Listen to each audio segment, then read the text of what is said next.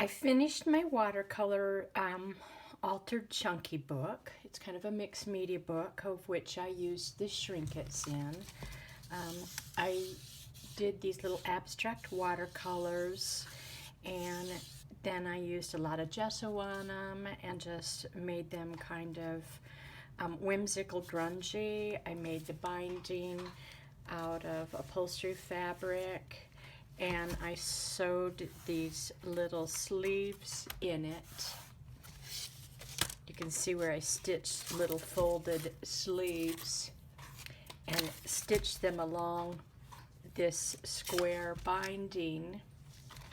Stitch, stitch, stitch, stitch, and then I stitched these ribbons across here, this Hug Snug ribbon. And so then each little stitched fold then held a page of which I just used corrugated cardboard. I painted the corrugated cardboard and used stencils on it, which I scraped with drywall compound, and then did some dry brush painting over them. That was the book. Then here's the little paintings. I cut out little shapes, and I did little whimsical watercolors and knocked them back with layers of gesso and white watercolor. I used a little pencil and more of a sophisticated grunge drawing and cutouts. And then I stitched. I did stitching on these little pieces with embroidery. I poked holes in them and just stitched them. Added sequins, beading, the Shrinkets that coordinated with the colors of the paintings.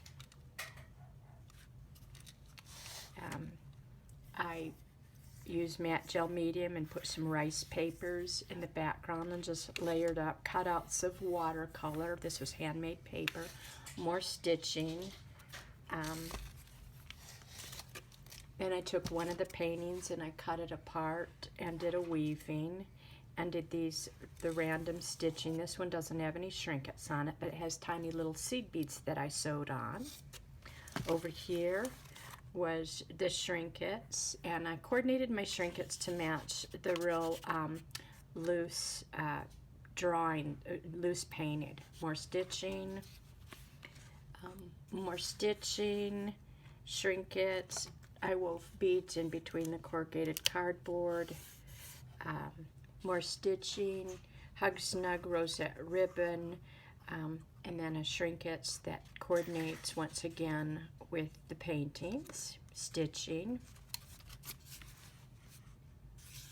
more stitching, watercolor, Shrinkets, stenciling. So truly a mixed media piece and an altered book piece. So then here, I had taken a class from a woman named Ardith Goodwin, and she used the words that really resonated with me. It was techniques echo mood, tone, and content. So this was really about that. And I kept my patterns on my shrink plastic and my watercolors in mainly circles and stripes. Lines, even if the lines were curved, it was just circles and stripes, so I boxed myself in. Every once in a while I would deviate in my cutouts with little scallops, but the watercolors were just circles and stripes. And you know how you can curve them, you know, repeat them to make patterns with the little lines. So more beadwork. All the beads were not glued on, they were stitched on. More Shrinkets that coordinate. A line, but a curved line with lines with that becomes checks if it's tiny. This is where I deviated a little bit. I took my lines and tapered them and made little cones. More stitching, shrink plastic, and then this was deviated. It was lines and circles on this, but when I cut it up, I made it into chevrons.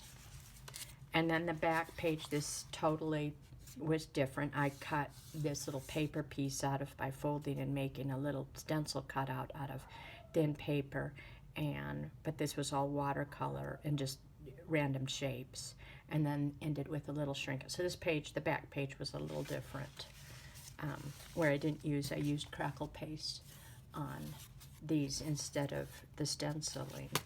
So that was a long project for me to use Shrinkets, my favorite watercolor techniques, and making an altered book that was out of very inexpensive materials and the Shrinkets. So thanks for watching.